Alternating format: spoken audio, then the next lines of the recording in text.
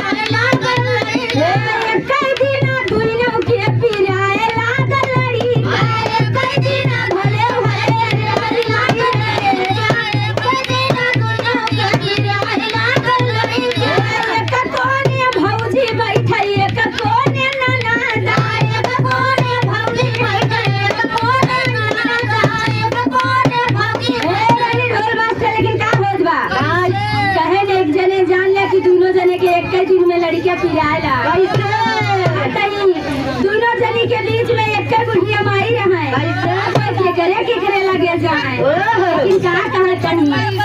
दौड़ा दौड़ा दौड़ा दौड़ा ना बुढ़ाई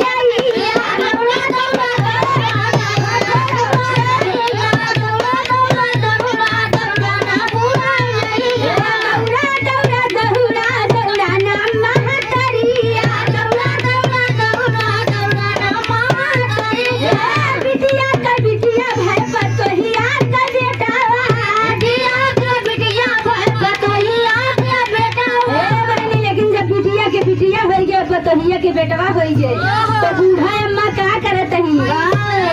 एक काम करा कि एक काम कह के चतुराई करत ही एक जान लिया कि ए बिटिया अगर अपने नैहरे में बिटिया लेके जाबू तो तुम्हारे ससुरे में बिटिया लेके जाबू तो कदर न होए और अगर बेटवा लेके जाबू तो ज्यादा इज्जत होए नाते हम जाऊं कहा हुए इतना मानू लेकिन बूढ़ा अम्मा का करत ही बिटिया का बिटिया पतोहिया का दिहाली बिटिया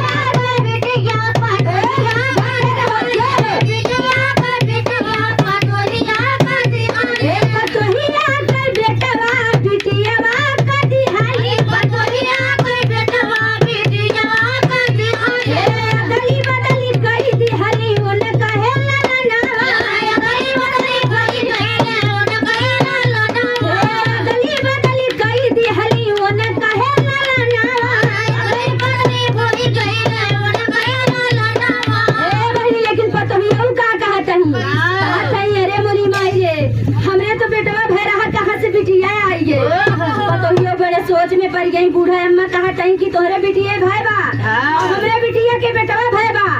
अपने बिटिया से कहीं जे पूछे अपने ससुरे बेटवा लेके जाबू तो ज्यादा इज्जत होए और जे पूछे तो कह दू हमरे राम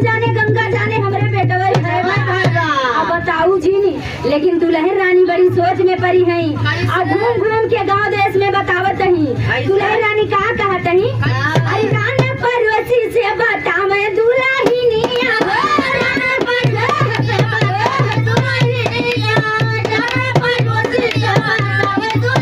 हमारे जब बेटा हुआ कैसे हुआ बिटिया हमारे जब बेटा हुआ कैसे हुआ बिटिया हमारे जब बेटा हुआ कैसे हुआ बिटिया लेकिन रान पड़ोसी से बतावत ही लेकिन रान पड़ोसी गांव देश के मन ही का कह सकत हन बाबूजी लेकिन कहा तहने एक काम करा कि तू अपने परदेसी के जल्दी से बुलाएला अगर परदेसी आ जाइए तो तुम्हार काम ठिकाई जाए लेकिन कैसे बुलावत ही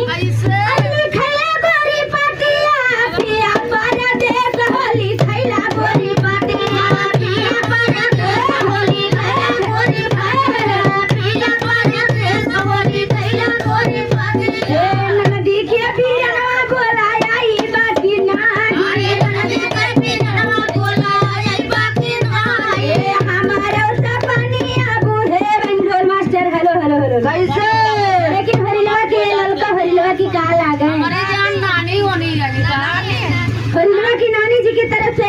100 रुपया की पुरस्कार आयल बा और भगवान की जय का लिखा बा जैसे चमका नोटिया के नंबर हमारी अम्मा और वैसे चमका गोदी का नाटिया हमरे अम्मा वैसे चमका गोदी का नाटिया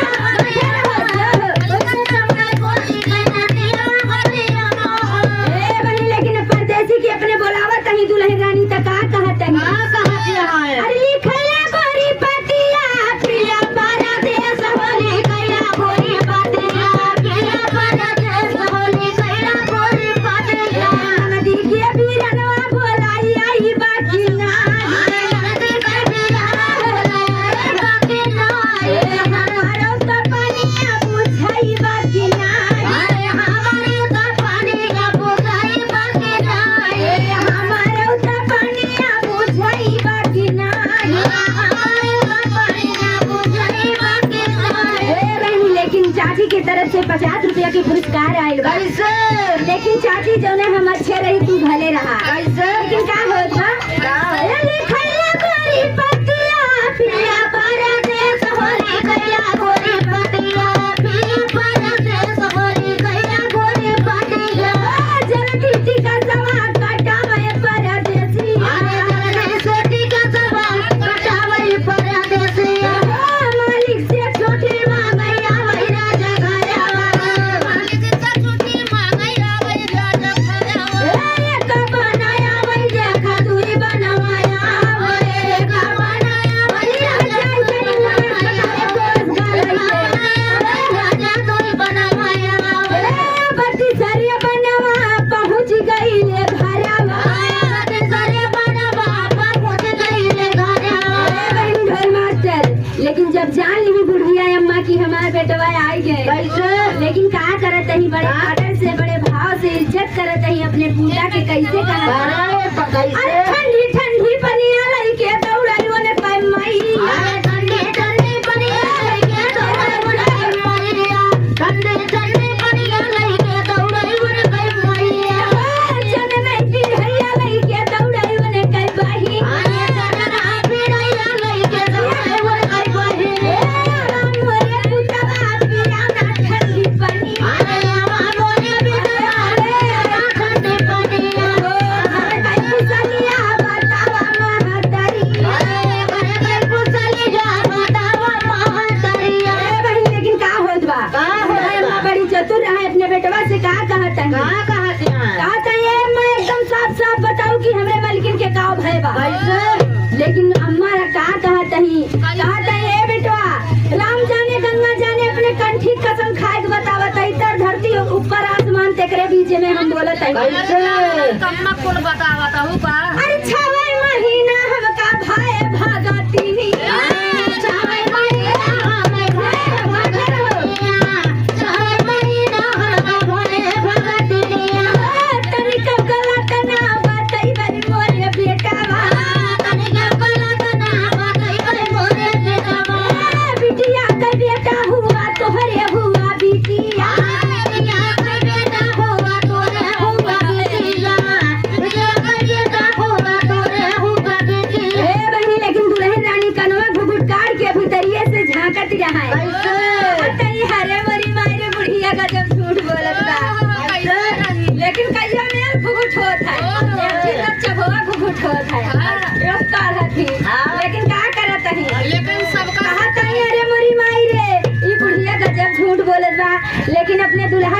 कहत है अरे अपने भयन का कैसे कह ब्या बिटियावा अपने भयन का कैसे कह ब्या बिटियावा अपने भयन का कैसे कह ब्या बिटियावा अपने बेटा का कैसे कह ब्या भयनवा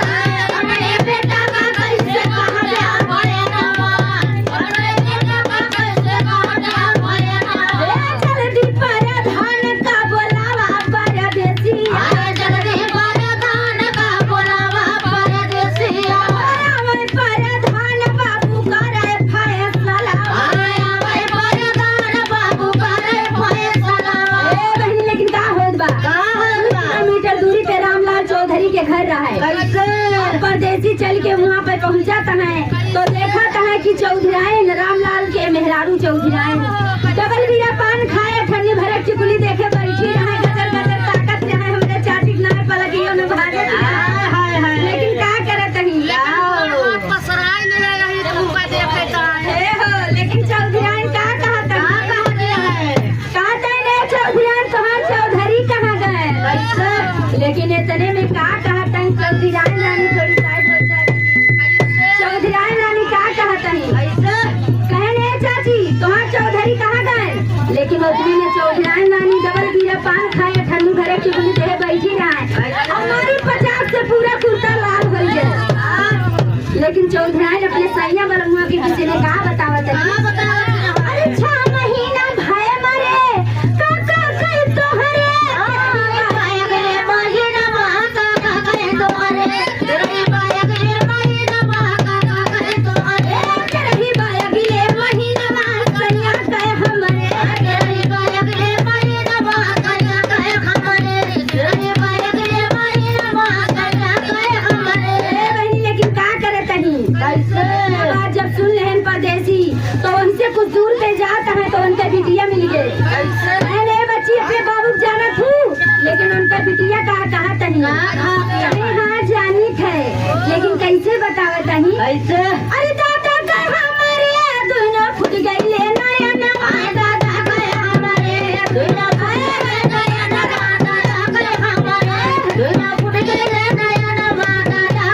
लेकिन और कुछ दूरी पे जाता है तो उनका बेटवा मिल जात बा कहने भैया अपने बाबू जाना था तो का कहता है हाँ जानी थे लेकिन बेटवा का बतावत बा अरे बाबू का हमारे दोनों पहिला होई गए कन्या दादा कहे हमारे दादा कहे हमारे दोनों पहिला होई गए कन्या दादा कहे हमारे लेकिन 3 जने से मिले तो तीनों जने ऐसे बताई दे लेकिन जब आगे जाता है तो एक खेत जोतत रहे किसान मिल गए कहने भैया रामलाल चौधरी जाना था भाई पहले बीड़ी पियावा तबे बताओ इतने में जब लाए के उनका एक बंडल बीड़ी पकड़ाई दे कहन हाँ भाई आगे वाले गांव पंचायत काटता है लेकिन जब हुआ जाए के पहुंचाता है परदेसी तो कहता है कि चौधरी हम तोहरे घर गए लेकिन भाई तोहरे घरे खाल बहुत गड़बड़ बा तोहरे मलकिन लगे गए तो वह कहन हमार दुल्हा मर गए तेरे ही अगले महीना में बा और तोहरे बिटिया लगे गए तो तुम्हार बिटिया कहन दोनों अखिए हमरे दादा के फूट देगा जब बेटवा के लगे गए तो वह कहन हमरे दादा के दोनों कनवे बहिर होई बा कहन एकदम सही बात है जब से शादी कई गला है तब से हमार मेहरारू हमार सुख विलास हम किसान पंचायत में भिड़ा रही थे यही नाते कहे बा कि मर गया है और हमार बिटिया शादी जोग चलाए के भय बा हम पंचायत में भिड़ा है अपने बिटिया के शादी ना करे यही नाते कहे बा कि दोनों अखिए फूट गए और सबका पंचायत काटी थे हम लेकिन हम अपने बेटवा पतोहे में झगड़ा होता है तो कभो फैसला ना करे यही नाते कहे हैं कि दोनों कनवे बहिर होई लेकिन का करत है तोहरे घरे हमरे घरे खाल छोड़ा अपने घरे के बतावा कहन हमरे घरे में लड़का या दली बदली होई बा कहन जा जौन गाय बछिया बियार रहे जौन गाय बछवा दोनों के लाए के बांध लिया और फलाने दिन के हमार पंचायत बा तोहार बूढ़ा अम्मा पूछी है तो बताया जिन और पूछिए तो कह दिया दोनों लड़कियों के दूध पियावे ताई ला है लेकिन पंचायत के दिन कैसे करत बा बाबूजी अरे झहुआ में गुड़ धरे सगरे में पानी बगिया में दिहला सूजा जीव बिछाए हो हमारे मुर्गा हमारे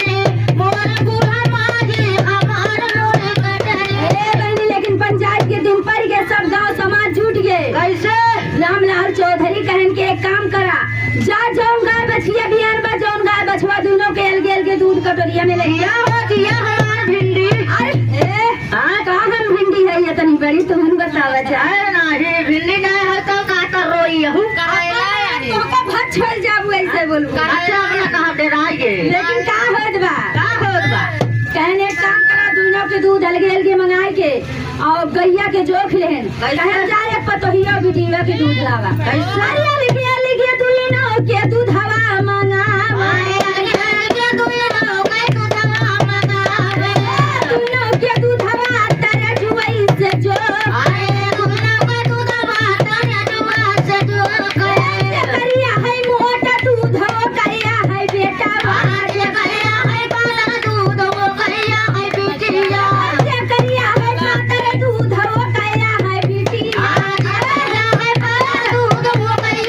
लेकिन बूढ़ा अम्मा का कही वाला ले तनी कहा तनी